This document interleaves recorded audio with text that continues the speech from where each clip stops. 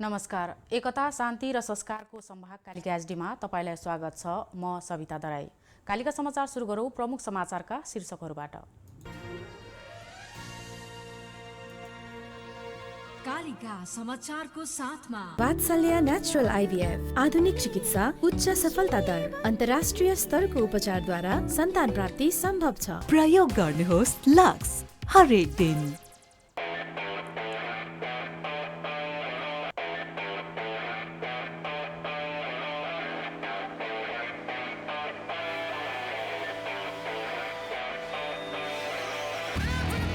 यस Yamaha नेपालको अति लोकप्रिय motorcycle Hero super Splendor. Bond Bright Beauty। प्रदेश र प्रतिनिधि सभा निर्वाचनको उम्मेदवारी दर्ता असोजको 23 मा असोज 28 गते मतपत्र छपाई सुरु हुने। सरकारले असमान रूपमा तलबमान बढाएको विरोधमा देशभरका नासु आज बिदामा।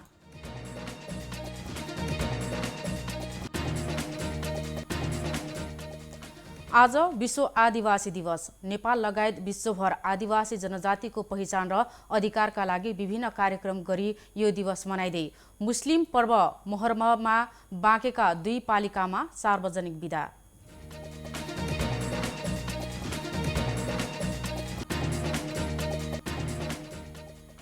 युरोपमा ग्यासको खपतमा 15% कटौती गरिने, ऊर्जाका लागि इन्धन भण्डारण नै निर्विकल्प उपाय भएको इयुको भनाई।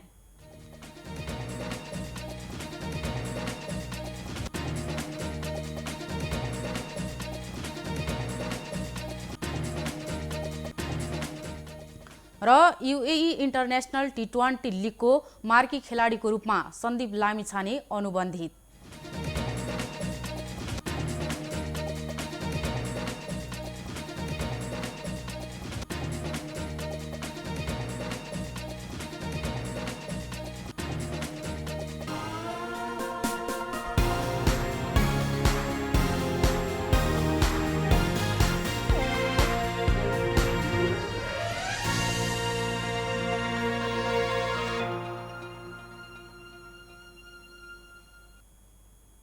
कालिका समाचार सुरु गरौँ राष्ट्रिय समाचारबाट। आउँदो मङ्सिरको 4 गतेलाई तय भएको प्रतिनिधि सभा तथा प्रदेश सभा सदस्य निर्वाचनको लागि असोजको 23 गते उम्मेदवारी दर्ता हुने भएको छ। निर्वाचन आयोगले तय गरेको कार्यतालिका अनुसार प्रत्यक्षतर्फका लागि असोजको 23 गते उम्मेदवारी दर्ता हुनेछ। समानुपातिक तर्फको बन्द सूची भने असोजको 2 र 3 मा बुझाउनु पर्नेछ। कार्यतालिका संशोधन नभए अघिल्लो दिन अर्थात् असोजको 1 मई चालु प्रतिनिधि सभा र प्रदेश सभाको 5 वर्षे कार्यकाल अन्त्य हुनेछ। प्रतिनिधि सभा तथा प्रदेश सभा सदस्य निर्वाचन व्यवस्थापनका लागि आयोगले आइतबार निर्वाचन कार्यतालिका स्वीकृत गरिसकेको छ। आयोगले कार्यतालिका विषयमा संघीय संसदका पदाधिकारीलाई सोमबार अनौपचारिक जानकारी समेत दिइसकेको बताइएको छ। तर आयोगले हाल यो कार्यतालिका बाहिर सार्वजनिक गरिसकेको छैन। आयोगले प्रत्यक्षतर्फका उम्मेदवारको अन्तिम नामावली असोजको 26 गते प्रकाशन गरी चुनाव चिन्ह प्रदान गर्नेछ। त्यसैको आधारमा असोजको 28 गतेदेखि मतपत्र छपाई सुरु हुनेछ। मतपत्र जनक शिक्षा सामग्री केन्द्रले छाप्नेछ। जनक शिक्षा सामग्री केन्द्रले प्रत्यक्षतर्फको मतपत्र छाप्न करिब 1 महिना लाग्ने जनाएको छ। निर्वाचन कार्यक्रम अनुसार घटस्थापनाको भोलिपल्ट असोजको 11 गते मुख्य निर्वाचन अधिकृत तथा निर्वाचन अधिकृतको नियुक्ति हुनेछ। असोजको 21 गते मुख्य निर्वाचन अधिकृत तथा निर्वाचन अधिकृतको कार्यालय स्थापना हुनेछ। सरकारले असमान रूपमा तलबमान बढाएको विरोधमा देशभरका नायब सुब्बा अर्थात् नासुहरू आज बिदामा बसेका छन्। बजेटमा घोषणा गरे भन्दा असमान ढङ्गले सरकारले कर्मचारीको तलब बढाएको भन्दै केही दिन यता आन्दोलन गर्दै आएका नासुहरू आज बिदामा बसेर सांकेतिक रूपमा सरकारको विरोध गरेका हुन्। काठमाडौँको भक्तपुर र ललितपुरका नासुहरूले हिजो सिंहदरबारको अर्थ मन्त्रालयमा भेला भएर असमान तलब वृद्धिको विरोध आन्दोलन गरेका थिए। आज चितवनमा पनि आन्दोलन जारी रहेको छ। हिजो पेन डाउन गरेर काम ठप्प बनाएका उनीहरू आज बिदामा बसेका हुन्। असमान तलब वृद्धिका विरुद्ध प्रस्तावित संघीय निजामती सेवा ऐनमा समावेश गर्नुपर्ने मागको सन्दर्भमा आन्दोलन गरिरहेको नेपाल निजामती कर्मचारी युनियनको भनाइ छ। युनियनका महासचिव जनक रावलले मर्यादाक्रम मिलाउने नाममा सरकारले माथिल्लो तहका कर्मचारीको बजेटमा घोषणा गरे भन्दा 9% सम्म बढी बनाउन प्रस्ताव गरेकोले विरोध गर्नु परेको बताउनुभयो।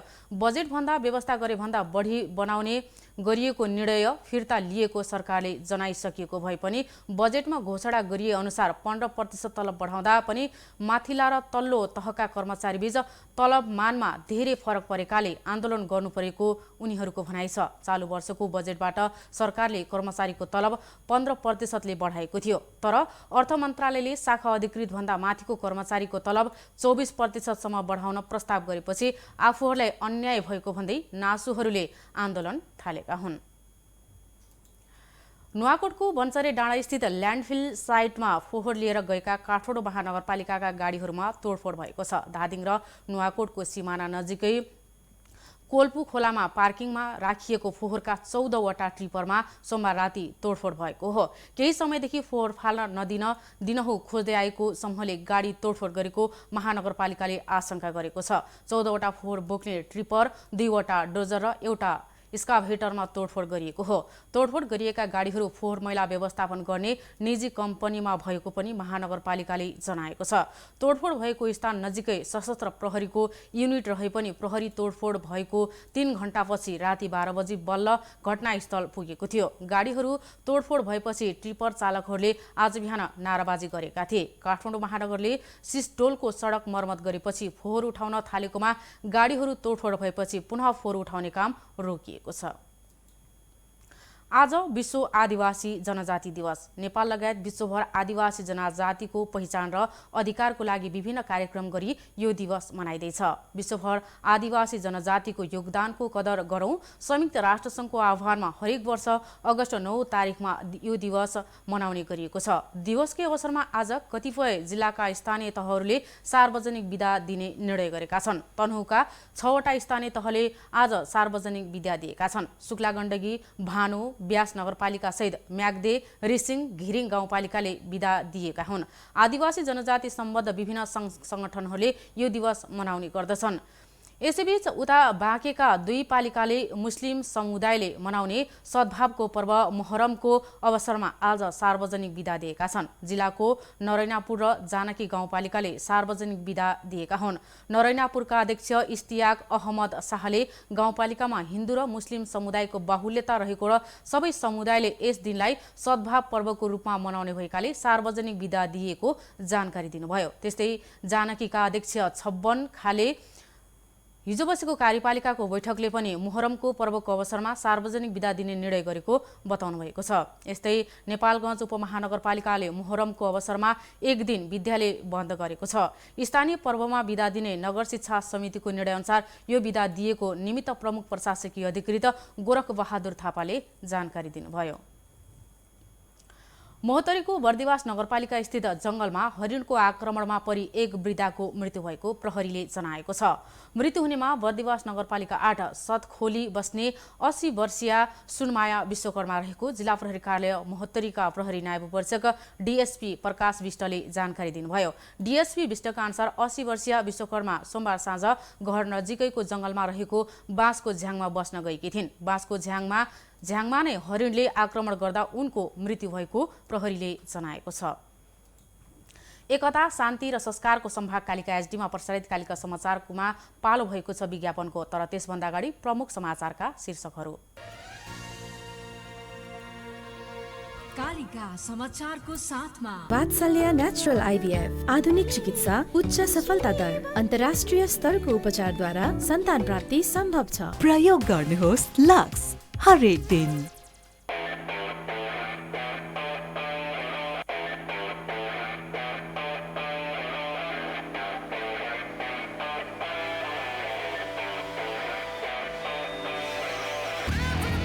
Yes, Yamaha. नेपालको अति लोकप्रिय motorcycle Hero super Splendor. Bond Bright Beauty.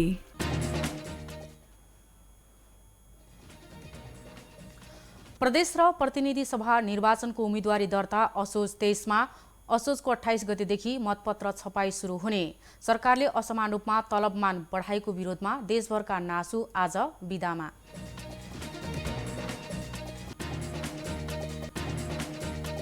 आज विश्व आदिवासी दिवस। नेपाल लगायत विश्वभर आदिवासी जनजातिको पहिचान र अधिकारका लागि विभिन्न कार्यक्रम गरी यो दिवस मनाइँदै मुस्लिम पर्व मोहरममा बाँकेका 2 पालिकामा सार्वजनिक बिदा।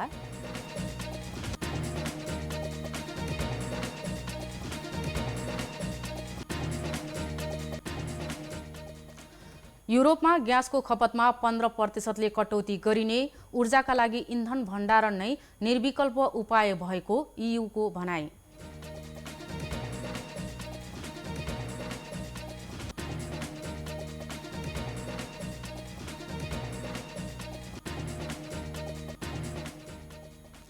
र UAE इन्टरनेसनल T20 लिगको मार्की खेलाडीको रूपमा सन्दीप लामिछाने अनुबन्धित।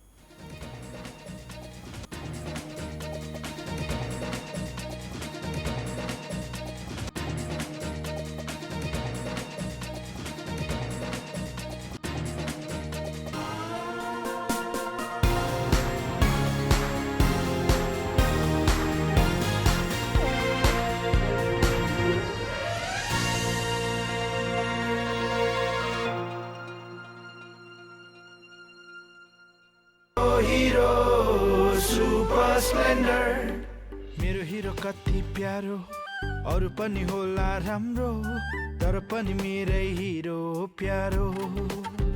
पहाड हेर ओहो, तर कति सुन्दर हाम्रो, बाधा पनि कति हो, त्यसैले हिरो सुपर स्प्लेन्डर नै प्यारो। घाम लागे हुन्छ धुलो, पानी परे हिलो मैलो, त्यसैले त हिरो सुपर स्प्लेन्डर नै प्यारो। सबैलाई सुहाउँदो सुपर स्प्लेन्डर नै प्यारो। नेपालको अति लोकप्रिय motorcycle Hero super Splendor.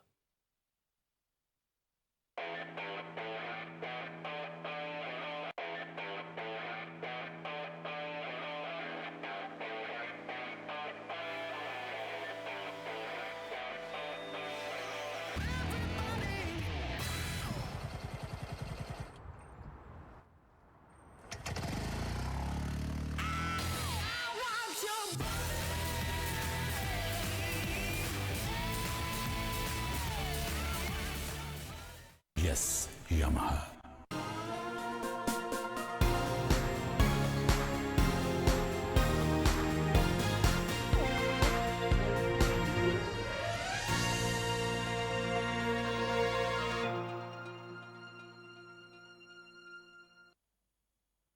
विज्ञापनपछि Kalika समाचारमा पुनः स्वागत छ। अब स्थानीय समाचार। चितवन राष्ट्रिय निकुञ्जमा एक वर्षमा 37वटा गैंडा मरेका छन्। यी गैंडा विभिन्न कारणले मरेका हुन्। निकुञ्जका सूचना अधिकारी गणेश प्रसाद तिवारीका अनुसार 33 गैंडा प्राकृतिक कारणले मरेका हुन् भने 2 गैंडा शिकारीले मरेका हुन्। एउटाको कारण खुलेको छैन भने एउटा गैंडा भने मानवीय लापरवाहीका कारण खाडलमा परेर मरेको हो। यस्तै एक वर्षमा 6वटा बाघ प्राकृतिक कारणले मरेको तिवारीले बताउनु भएको छ। 6वटै बाघ उपचारको क्रममा मरेको उहाँले जानकारी दिनुभयो। 10वटा अर्ना पनि प्राकृतिक कारणले मरेका छन्। इन्क्लोजरमा राखिएका अर्ना बाघको आक्रमणबाट मर्ने गरेका छन्। एक वर्षको अवधिमा निकुञ्जमा 204 वन्यजन्तु मरेका छन्। तीमध्ये प्राकृतिक कारणले 104 मरेका छन्। यस्तै निकुञ्जले गएको आर्थिक वर्षमा 3 गैंडासहित 19 प्रजातिका 222 वन्यजन्तुको उद्धार गरेको छ। 7 बाघ, 154 अजिङ्गर, 14 चित्तल, 9 मगर गुही र 8 कछुवाको उद्धार गरिएको सूचना अधिकारी तिवारीले जानकारी दिनुभएको छ। 1 किङ कोब्रासहित 7 सर्पको पनि उद्धार गरिएको छ। चितुवा, जरायो, उल्लु, गिद्ध, भुडीफोर, गरुड, मयूर, बँदेल 1-1वटा उद्धार गरिएको उहाँले जानकारी दिनुभयो। कालिका समाचारमा अब अर्थ समाचार।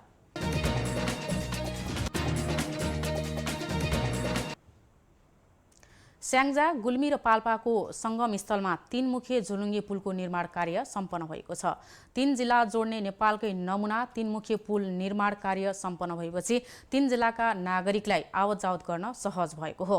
पुल निर्माण 2071 मङ्सिरको 15 देखि सुरु भएको थियो।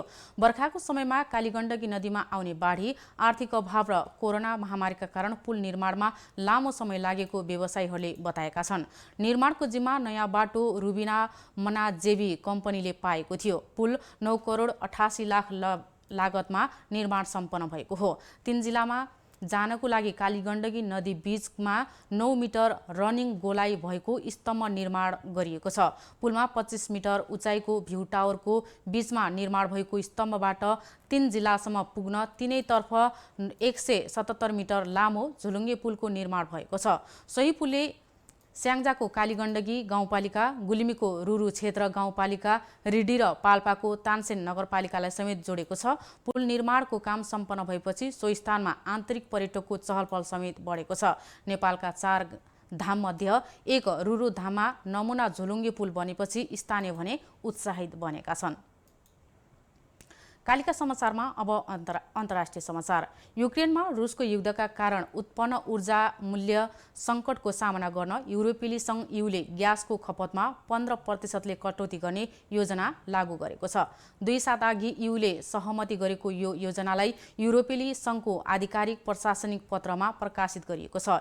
युक्रेन विरुद्ध रुसी सैन्य आक्रमणले ल्याएको ग्यास आपूर्तिको सुरक्षा खतरालाई ध्यानमा राख्दै यो नियम लागू गरिएको हो।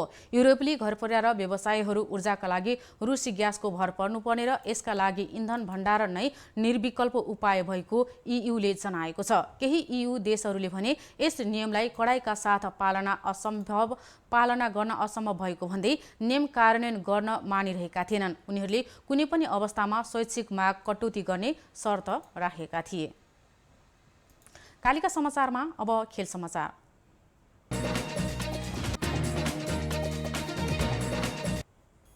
नेपाली राष्ट्रिय क्रिकेट टोलीका कप्तान तथा युवा लेग स्पिनर सन्दीप लामिछाने यूएईको फ्रेन्चाइज क्रिकेट यूएई इन्टरनेसनल टी20 लिगको मार्की खेलाडीको रूपमा अनुबन्धित भएका छन्। इमिरेट्स क्रिकेट बोर्डले पहिलो संस्करणको लागि सन्दीपलाई मार्की खेलाडीको सूचीमा राखेको हो। इमिरेट्स क्रिकेट बोर्डले लिगमा सहभागिता पक्का भएका 50 खेलाडीको नाम सार्वजनिक गरेको छ। यो सूचीमा नेपालबाट सन्दीप लामिछानेसँगै टेस्ट राष्ट्र तथा एसोसिएट टोलीका खेलाडी विभिन्न टोलीमा अनुबन्धित भएका छन्। बोर्डले खेलाडीको नाम सार्वजनिक गरे पनि टोलीको विवरण भने खुलाएको छैन। प्रतियोगिता आगामी जनवरी 6 देखि फेब्रुअरी 12 सम्म हुनेछ। एकता, शान्ति र संस्कारको सम्भाग कालिका एचडीमा प्रसारित कालिका समाचारको अन्त्यमा प्रमुख समाचारका शीर्षकहरू पुनः एकपटक।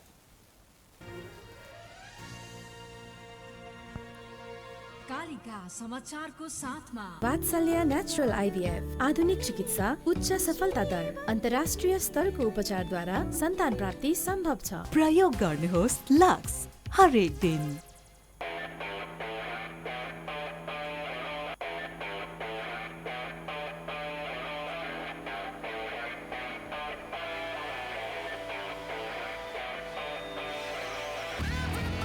Yes, Yamaha. नेपालको अति लोकप्रिय motorcycle Hero super Splendor. Pond's Bright Beauty.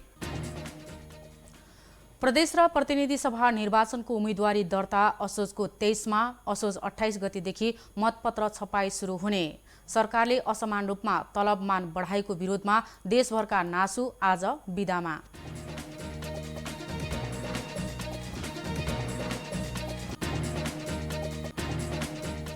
आज विश्व आदिवासी दिवस। नेपाल लगायत विश्वभर आदिवासी जनजातिको पहिचान र अधिकारका लागि विभिन्न कार्यक्रम गरी यो दिवस मनाइदै मुस्लिम पर्व मोहरममा बाँकेका 2 पालिकामा सार्वजनिक बिदा।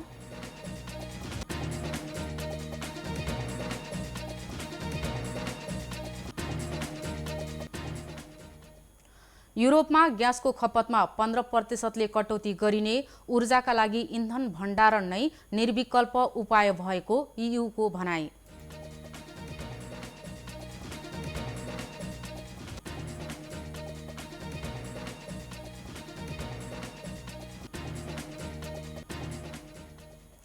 र यूएई इन्टरनेसनल टी20 लिगको मार्की खेलाडीको रूपमा सन्दीप लामिछाने अनुबन्धित।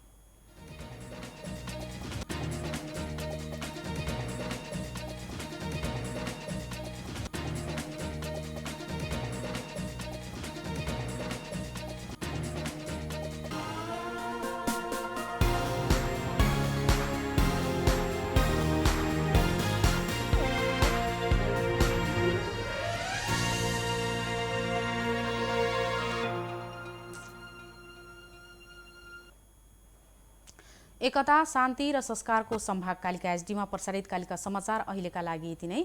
हेर्दै गर्नुहोला कालिका एचडी। म सविता दराई बिदा हुन्छु। नमस्कार।